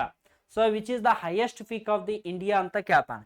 The highest peak of the India ಅಂದ್ರೆ K2, ಮೌಂಟ್ ಗಾಡ್ವಿನ್ ಅಷ್ಟೇ. ಬಟ್ ನಮ್ಮ ದೇಶದಲ್ಲಿ ಇಲ್ಲ. ಈಗ ಪ್ರೆಸೆಂಟ್ ಎಲ್ಲೈತಿ ಅಂದ್ರೆ POK. ಸೊ ಒಂದ್ ವೇಳೆ ಏನಾದ್ರೂ K2 ಆಪ್ಷನ್ ಅಲ್ಲಿ ಇರ್ಲಿಲ್ಲ ಅಂದ್ರ ಆಗ ಏನ್ ಬರಿಬೇಕ್ರಿ, ಸೊ ಸಿಕ್ಕಿಂ ರಾಜ್ಯದಲ್ಲಿ ಒಂದು ನಮಗೆ ಪೀಕ್ ಸಿಕ್ತೈತ್ರಿ, ಯಾವ್ದಂದ್ರ ಕಾಂಚನಜುಂಗ ಪೀಕ್ ಅಂತ ನೆನಪಿಟ್ಕೋರಿ. ಯಾವ್ದ್ರಿ, ಕಾಂಚನಜುಂಗ. ಹಾಗಾದ್ರೆ ಕಾಂಚನಜುಂಗ ಪೀಕ್ ಎಲ್ಲೈತಿ ಅಂದ್ರ ಸಿಕ್ಕಿಂ. ಸೊ ಇದು ಏನಾಗ್ತೈತಿ ಅಂದ್ರ K2 ಇರ್ಲಿಲ್ಲ ಅಂದ್ರ ಆಪ್ಷನ್ ಅಲ್ಲಿ ಸಿಕ್ಕಿಮ ಆನ್ಸರ್ ಆಗ್ತದ್ರಿ. ಹಾಗಾದ್ರೆ ಇದ್ರದ್ದು ಹೈಟ್ ಎಷ್ಟೈತ್ರಿ, 8586 ಮೀಟರ್ ಹೈಟ್ ಇರೋದನ್ನ ನಾವು ಕಾಣ್ತೀವಿ. So which is the highest peak of the Uttarakhand ಅಂತ ಕೇಳ್ತಾನ, ನಂದಾದೇವಿ. ಸೊ ನಂದಾದೇವಿ ಪೀಕ್ ಏನಪ್ಪ ಅಂದ್ರ highest peak of the Uttarakhand state. Okay, ಹಾಗಾದ್ರೆ which is the highest peak of the, so which is the highest peak of the Rajasthan ಅಂತ ಕೇಳ್ತಾನೆ, ರಾಜಸ್ಥಾನದು ಗುರು ಶಿಖರ. So ಗುರು ಶಿಖರ ಏನಪ್ಪ ಅಂದ್ರೆ ನಾವು ಕಾಣ್ತೀವಿ 1711 ಮೀಟರ್ ಏನಪ್ಪ ಅಂದ್ರೆ ಎತ್ತರವಾಗಿರುವಂತ ಒಂದು ಪೀಕು. ಸೊ ಗುರು ಶಿಖರ ಪೀಕು ಕೂಡ ಏನಪ್ಪ ರಾಜಸ್ಥಾನದಲ್ಲಿ ಕಂಡು ಬರ್ತೈತ್ರಿ. ಓಕೆನಾ. ಹಾಗಾದ್ರೆ which is the highest peak of the south India ಅಂತ ಕೇಳ್ತಾನೆ, ಅಣ್ಣೈಮುಡಿ. ಯಾವ್ದ್ರಿ, ಸೌತ್ ಇಂಡಿಯಾದ ಹೈಯೆಸ್ಟ್ ಪೀಕ್ ಯಾವ್ದಂದ್ರ ಅಣ್ಣೈಮುಡಿ ಪೀಕ್ ನೋಡ್ರಿ. ಓಕೆನಾ, ಅತಿ ಎತ್ತರವಾದ, ದಕ್ಷಿಣ ಭಾರತದ ಅತಿ ಎತ್ತರವಾದಂತ ಶಿಖರ ಅಣ್ಣೈಮುಡಿ ಪೀಕ್. ಇದು ಎಲ್ಲಿ ಕಂಡು ಬರ್ತೈತಿ, ಕೇರಳ ರಾಜ್ಯದಲ್ಲಿ ಏನಪ್ಪ ಕಂಡು ಬರುವಂತದ್ದು. ಅನ್ನೋದನ್ನ ನಾವು ನೋಡ್ತೀವಿ. Okay, next question, last question ರೀ. ಸೊ 2021 ಕೇಳಿರುವಂತ last question, which is the holy book of the Sikhs ಅಂತ ಕೇಳ. ಸಿಖ್ಖರ ಪವಿತ್ರ ಗ್ರಂಥ ಯಾವುದು ಅನ್ನುವಂಥದ್ದು. ರಾಮಾಯಣ ಕೊಟ್ಟಾನ, ಗುರು ಗ್ರಂಥ ಸಾಹೇಬ್ ಕೊಟ್ಟಾನ, ಮಹಾಭಾರತ ಕೊಟ್ಟಾನ, ಬೈಬಲ್ ಕೊಟ್ಟಾನ. ಓಕೆನಾ? ಹಾಗಾದ್ರೆ ಈ ಸಿಖ್ಖರ ಪವಿತ್ರವಾದಂತ ಗ್ರಂಥ ಯಾವ್ದಂದ್ರ ಗುರು ಗ್ರಂಥ ಸಾಹೇಬ್. ಓಕೆನಾ? ಸಿಖ್ಖರ ಪವಿತ್ರವಾದಂತ ಗ್ರಂಥ ಯಾವ್ದಂದ್ರ ಸ್ನೇಹಿತರೆ ಗುರು ಗ್ರಂಥ ಸಾಹೇಬ್ ಅನ್ನೋದನ್ನ ಕಾಣ್ತೀವಿ. ಸಿಖ್ ಧರ್ಮದ ಸ್ಥಾಪಕರು ಕೇಳಬಹುದು. Who is the founder of the Sikhism? Guru Nanak. ಯಾರು ಹೇಳ್ರಿ? ಗುರು ನಾನಕ್ ಅನ್ನೋದನ್ನ ಕಾಣ್ತೀವಿ. ಇವರು ಪಾಕಿಸ್ತಾನದ ತಲವಂಡಿ ಎಂಬಲ್ಲಿ ಏನಪ್ಪ ಜನಿಸಿದ್ರು. ಓಕೆನಾ? ಯಾರೀ? ಗುರು ನಾನಕ್ರವರು. ಸೊ ಈ ಸಿಖ್ ಧರ್ಮದಲ್ಲಿ ನಾವು 10 ಗುರು ಪರಂಪರೆಗಳನ್ನ ಕಾಣ್ತೀವಿ. 10 ಮಂದಿ ಗುರುಗಳನ್ನ ಕಾಣ್ತೀವಿ. ಆ ಸಿಖ್ಖರ ಪವಿತ್ರವಾದಂತಹ ಗ್ರಂಥ ಯಾವ್ದಂದ್ರೆ ಅದು ಗುರು ಗ್ರಂಥ ಸಾಹೇಬ್ ಅನ್ನೋದನ್ನ ಕಾಣ್ತೀವಿ. ಸೊ 10 ಗುರುಗಳಲ್ಲಿ ಗುರು ರಾಮದಾಸ್ ಅಂತ ಬರ್ತಾರೆ. ಯಾರು ಹೇಳ್ರಿ? ಗುರು ರಾಮದಾಸ್. ಇವರು ಸಿಖ್ಖರ 4ನೇ ಗುರು ರೀ. ಗುರು ರಾಮದಾಸ 4th ಗುರು ಅನ್ನೋದನ್ನ ನಾವು ಕಾಣ್ತೀವಿ. ಇವರು ಮೊಘಲರ ದೊರೆಯಾದಂತ ಅಕ್ಬರ್ನಿಂದ ಒಂದು ಸ್ಥಳವನ್ನ ತೆಗೆದುಕೊಳ್ತಾರೆ ಕೊಡುಗೆಯಾಗಿ. ಸೊ ಆ ಸ್ಥಳನೇ ಯಾವ್ದಂದ್ರ ಅಮೃತ್ಸರ್. ಅಮೃತ್ಸರ್ ಇದು ಎಲ್ಲಿ ಬರ್ತೈತ್ರಿ ಅಂತ ಕೇಳ್ಬೋದು. ಇದು ಬರುವಂತಹದ್ದು ಪಂಜಾಬ್ ರಾಜ್ಯದಲ್ಲಿ ಬರುವಂತದ್ರಿ. ಅಲ್ಲಿ ಇವ್ರು ಏನ್ ಮಾಡ್ತಾರಂದ್ರ ಸುವರ್ಣ ಮಂದಿರಕ್ಕೆ ಅಡಿಪಾಯವನ್ನ ಹಾಕ್ತಾರೆ. ಯಾವ ಮಂದಿರ? ಸುವರ್ಣ ಮಂದಿರ. ಕ್ವಶನ್ ಕೇಳ್ತಾನೆ, ಗೋಲ್ಡನ್ ಟೆಂಪಲ್ ಎಲ್ಲಿ ಐತಿ ಅಂತ ಕೇಳ್ತಾನೆ. ಗೋಲ್ಡನ್ ಟೆಂಪಲ್ ಎಲ್ಲಿ ಐತಿ ಅಂದ್ರ ಪಂಜಾಬಿನ ಅಮೃತ್ಸರದಲ್ಲಿ ಇರುವಂತದ್ದು. ಓಕೆ, ಪಂಜಾಬಿನ ಅಮೃತ್ಸರದಲ್ಲಿ ಏನಪ್ಪ ನಾವು ಕಾಣ್ತೀವಿ. So golden temple. ಈ ಗೋಲ್ಡನ್ ಟೆಂಪಲ್ ಮೇಲೆ 1984ರಲ್ಲಿ ಖಲಿಸ್ತಾನದ ಉಗ್ರರು ಅಟ್ಯಾಕ್ ಮಾಡಿದ್ರು. ಓಕೆನಾ? ಸೊ ಅಟ್ಯಾಕ್ ಮಾಡಿ ಅದನ್ನ ವಶಪಡಿಸ್ಕೊಂಡಿದ್ರು. ಅದನ್ನ ಬಿಡಿಸ್ಕೊಂಡು ಬರ್ಲಿಕ್ಕೆ ಮಾಡಿದಂತಹ ಕಾರ್ಯಾಚರಣೆ ಆಪರೇಷನ್ ಬ್ಲೂ ಸ್ಟಾರ್ ಕಾರ್ಯಾಚರಣೆ. ಯಾವ ಕಾರ್ಯಾಚರಣೆ ರೀ? ಬ್ಲೂ ಸ್ಟಾರ್ ಕಾರ್ಯಾಚರಣೆ. ಓಕೆ, ಆಪರೇಷನ್ ಬ್ಲೂ ಸ್ಟಾರ್ ಕಾರ್ಯಾಚರಣೆಯನ್ನ ಮಾಡ್ತೀವಿ. ಇದನ್ನು ಪೂರ್ಣಗೊಳಿಸಿದವರು ಯಾರಂದ್ರ ಸಿಖ್ಖರ 5ನೇ ಗುರು ಅರ್ಜುನ ದೇವ. ಸಿಖ್ಖರ 5ನೇ ಗುರು ಅರ್ಜುನ ದೇವರ ಏನಪ್ಪಂದ್ರ ಪೂರ್ಣಗೊಳಿಸ್ತಾರೆ. ಅರ್ಜುನ ದೇವ ಪೂರ್ಣಗೊಳಿಸಿದ. ಇವರನ್ನ ಜಹಾಂಗೀರ್ ಏನಪ್ಪ ಅಂದ್ರ ಕೊಲ್ತಾರ. ಜಹಾಂಗೀರ ಕೊಂದ ಅನ್ನೋದನ್ನ ನಾವು ಕಾಣ್ತೀವಿ. ಓಕೆ, ಸಿಖ್ ಧರ್ಮದಲ್ಲಿ 9ನೇ ಗುರು ಬರ್ತಾರ. 9ನೇ ಗುರು ಯಾರಂದ್ರ ತೇಜ್ ಬಹದ್ದೂರ್. 9ನೇ ಗುರು ಯಾರಂದ್ರ ತೇಜ್ ಬಹದ್ದೂರ್ ಅನ್ನೋದನ್ನ ಕಾಣ್ತೀವಿ. ಹಾಗಾದ್ರೆ ಸಿಖ್ ಧರ್ಮದ 10ನೇ ಗುರು ಕೇಳ್ತಾನ, ಗುರು ಗೋವಿಂದ್ ಸಿಂಗ್. ಓಕೆ, ಈ ಗುರು ಗೋವಿಂದ್ ಸಿಂಗ್ ಅವರೇ ಏನ್ ಮಾಡ್ತಾರಂದ್ರ ಖಾಲ್ಸಾ ಪದ್ಧತಿಯನ್ನ ಇಂಟ್ರೊಡ್ಯೂಸ್ ಮಾಡ್ತಾರೆ. So who introduce the Khalsa system ಅಂತ ಕೇಳಿದಂದ್ರ ಗುರು ಗೋವಿಂದ್ ಸಿಂಗ್. ಇವರು ಒಂದು ಮಾತು ಹೇಳಿದ್ರು, ನನ್ನ ನಂತರ ಯಾವುದೇ ವ್ಯಕ್ತಿಯನ್ನ ನೀವು ಪೂಜೆಯನ್ನ ಮಾಡುವಂತ ಅವಶ್ಯಕತೆ ಇಲ್ಲ. ಸೊ ಒಂದು ಪವಿತ್ರವಾದಂತಹ ಗ್ರಂಥ ಐತಿ, ಗುರು ಗ್ರಂಥ ಸಾಹೇಬನ್ನ ನೀವೇನಪ್ಪ ಅಂದ್ರ ಪೂಜೆಯನ್ನ ಮಾಡ್ರಿ ಅಂತ. ಇವರೇ ಏನಪ್ಪ ಲಾಸ್ಟ್ ಗುರುಗಳು ಅನ್ನೋದನ್ನ ನಾವು ಕಾಣ್ತೀವಿ. ಸೊ ಸಿಖ್ಖರ ಪವಿತ್ರವಾದಂತಹ ಗ್ರಂಥ ಗುರು ಗ್ರಂಥ ಸಾಹೇಬ್. ಹಾಗಾದ್ರೆ ಇಸ್ಲಾಂ ಅಥವಾ ಮುಸ್ಲಿಮರ ಪವಿತ್ರ ಗ್ರಂಥ ಅಂತ ಕೇಳ್ತಾನೆ. ಸೊ ಮುಸ್ಲಿಮರ ಪವಿತ್ರ ಗ್ರಂಥ ಯಾವ್ದಂದ್ರ ಕುರಾನ್. ಯಾವ್ದು ಹೇಳ್ರಿ? ಕುರಾನ್ ಏನಪ್ಪ ಅಂದ್ರ ನಾವು ಕಾಣ್ತೀವಿ. ಹಿಂದೂಗಳ ಪವಿತ್ರವಾದಂತ ಗ್ರಂಥ ಹಿಂದೂ. ಸೊ ಹಿಂದೂಗಳ ಪವಿತ್ರವಾದಂತ ಗ್ರಂಥ ಯಾವ್ದಂದ್ರ ಭಗವದ್ಗೀತೆ. ಓಕೆನಾ? ಭಗವದ್ಗೀತಾ. So very important. ಭಗವದ್ಗೀತೆಯನ್ನ ನಾವು ಪವಿತ್ರ ಗ್ರಂಥ ಅಂತ ಕರಿತೀವಿ. ಯಾವ್ದು? ಹಿಂದೂರ್ದು. ಹಾಗಾದ್ರೆ ಕ್ವಶನ್ ಕೇಳ್ತಾನೆ, ಕ್ರಿಶ್ಚಿಯನ್ದ ಪವಿತ್ರ ಗ್ರಂಥ ಯಾವುದು? ಕ್ರಿಶ್ಚಿಯನ್. ಓಕೆ, ಕ್ರಿಶ್ಚಿಯನ್ದು. ಸೊ ಕ್ರಿಶ್ಚಿಯನ್ದು ಪವಿತ್ರವಾದಂತ ಗ್ರಂಥ ಯಾವ್ದಂದ್ರ ಬೈಬಲ್. ಬೈಬಲ್. Okay, Bible. ಹಾಗಾದ್ರೆ ಜೆರುಸ್ಟ್ರಿಯನ್ ಎನ್ನುವಂತ ಒಂದು ಧರ್ಮ ಐತಿ. ಆ ಜೆರುಸ್ಟ್ರಿಯನ್ ಧರ್ಮದ ಪವಿತ್ರ ಗ್ರಂಥ ಯಾವ್ದಂದ್ರ ಜೆಂಡ್ ಅವೆಸ್ತಾ. ನೆನಪಿಟ್ಕೋ, ಜೆಂಡಾ ಅವೆಸ್ತಾ ಅಂತ. ಜೆಂಡಾ ಅವೆಸ್ತಾ. ಸೊ ಇದು ಏನಪ್ಪ ಅಂದ್ರ ಯಾರದಂದ್ರ ಜೆರುಸ್ಟ್ರಿಯನ್ ಧರ್ಮದ್ದು. ಹಾಗಾದ್ರೆ ಜೈನ ಧರ್ಮದ ಕೇಳಬಹುದು ನೀವು. ಜೈನ ಧರ್ಮದ್ದು. ಹಾಗಾದ್ರೆ ಜೈನ ಧರ್ಮದ್ದು ಯಾವ್ದಂದ್ರ ಅಂಗಗಳು. ಹಾಗಾದ್ರೆ ಅಂಗಗಳು ಜೈನ ಧರ್ಮದ್ದಾದ್ರೆ ಈ ಬೌದ್ಧ ಧರ್ಮದ್ದು ಕೇಳಬಹುದು. ಬೌದ್ಧ ಧರ್ಮದ್ದು ಅಲ್ಲಿ ಯಾವ ಬರ್ತಂದ್ರ ತ್ರಿಪಿಟಕಗಳು ಕಾಣ್ಲಿಕ್ಕೆ ಸಿಗುವಂತದ್ದು. ಒಟ್ಟಾರೆಯಾಗಿ ಏನಪ್ಪ ಅಂದ್ರ ನಾವು ಜಗತ್ತಿನಲ್ಲಿ ಕಂಡು ಬರುವಂತಹ ಪ್ರಮುಖ ಧರ್ಮಗಳ ಈ ಹೋಲಿ ಬುಕ್ಗಳನ್ನ ಕೇಳ್ತಾನ. ಸೊ ಅವುಗಳನ್ನ ನೆನಪಿಟ್ಕೋರಿ. ಹಾಗಾದ್ರೆ ಸಿಖ್ಖರ ಆರಾಧನಾ ಕೇಂದ್ರಗಳನ್ನ ಏನಂತ ಕರೀತಾರಂದ್ರ ಗುರುದ್ವಾರ ಅಂತ ಕರೀತಾರೆ. ಸಿಖ್ಖರ ಆರಾಧನಾ ಕೇಂದ್ರಗಳನ್ನ ಗುರುದ್ವಾರ ಅಂತ ಕರೀಲಾಗ್ತೈತಿ. ಸೊ ಈ ರೀತಿಯಾಗಿ ಏನಪ್ಪ ಅಂದ್ರ ಸರಿಸುಮಾರು ನಿಮಗೆ 15 ಪ್ರಶ್ನೆಗಳು ಪ್ರೀವಿಯಸ್ ಇಯರ್ ಎಕ್ಸಾಮ್ ಬಿದ್ದದ್ದು ಅವುಗಳನ್ನ ನೋಡಿವಿ. ನೆಕ್ಸ್ಟ್ ಏನಪ್ಪ ಅಂದ್ರ ಜನರಲ್ ಸೈನ್ಸ್ ಐತಿ. ಅದನ್ನೇನಪ್ಪ ಅಂದ್ರೆ ಸೈನ್ಸ್ ಸರ್ ನಿಮಗೆ ಸಂಪೂರ್ಣವಾಗಿ ಎಕ್ಸ್ಪ್ಲೇನ್ ಮಾಡ್ತಾರೆ. ಸೊ ಈ ರೀತಿಯಾಗಿ ಏನಪ್ಪ ಅಂದ್ರೆ ನಮ್ಮ ಒಂದು ಸಂಸ್ಥೆಯಲ್ಲಿ ನಾವು ಏನು ಮಾಡಾಕ್ತೀವಿ ಅಂದ್ರೆ ನಿಮಗಾಗಿ ಒಂದೇನಪ್ಪ ಅಂದ್ರೆ ಕ್ಲಾಸಸ್ಗಳನ್ನು ಪ್ರೊವೈಡ್ ಮಾಡಾಕ್ತೀವಿ. ಇವುಗಳ ಉಪಯೋಗವನ್ನು ತೆಗೆದುಕೊಳ್ರಿ. ಅದೇ ರೀತಿಯಾಗಿ ಇದೇ 20ನೇ ತಾರೀಕಿಂದ ಹೊಸ ಬ್ಯಾಚು ಕೂಡ ಆರಂಭ ಆಗತೈತಿ. ಅದಕ್ಕೂ ಕೂಡ ಏನಪ್ಪ ಅಂದ್ರೆ ಬಂದು ಜಾಯ್ನ್ ಆಗ್ರಿ. ಆಮೇಲೆ ಏನಪ್ಪ ಅಂದ್ರೆ ಇನ್ಸ್ಟಾಗ್ರಾಮನ್ನು ಫಾಲೋ ಮಾಡಿರಿ, ಯೂಟ್ಯೂಬನ್ನು ಏನಪ್ಪ ಅಂದ್ರೆ ಸಬ್ಸ್ಕ್ರೈಬ್ ಮಾಡ್ಕೊರಿ. ವೆರಿ ಇಂಪಾರ್ಟೆಂಟ್ ಆಗಿರುವಂಥ ಕ್ಲಾಸಸ್ಗಳು ನಡೆಯಾಗ್ತಾವ್ರಿ. ಸೊ ನೋಡ್ರಿ, ಸಕ್ಸಸ್ಗಾಗಿ ಏನಪ್ಪ ಅಂದ್ರೆ ಸಾಕಷ್ಟು ವೇಗಳದಾವ. ಆ ಸಕ್ಸಸ್ಗಾಗಿ ಒಂದು ವೇ ಯಾವುದಂದ್ರೆ ನಮ್ಮ ಗ್ಲೋಬಲ್ ಎಜುಕೇಷನ್ ಬಂದಿಟ್ಟಿದೆ. ಸೊ ಅದು ನಿಮಗೆ ಆಗಬೇಕಾತಂದ್ರೆ ನೀವೇನಪ್ಪ ನಮ್ಮ ಕ್ಲಾಸ್ಗಳನ್ನು ಪ್ರತಿದಿನ ಕೇಳಬೇಕ್ರಿ. ಸೊ ಕೇಳ್ತೀರಂತ ತಿಳ್ಕೊತೀವ್ರಿ. ಆ ಮೂಲಕ ಇವತ್ತಿನ ಒಂದು ಕ್ಲಾಸನ್ನು ಮುಗಿಸ್ತೀನಿ. ಜೈ ಹಿಂದ್ ರೀ.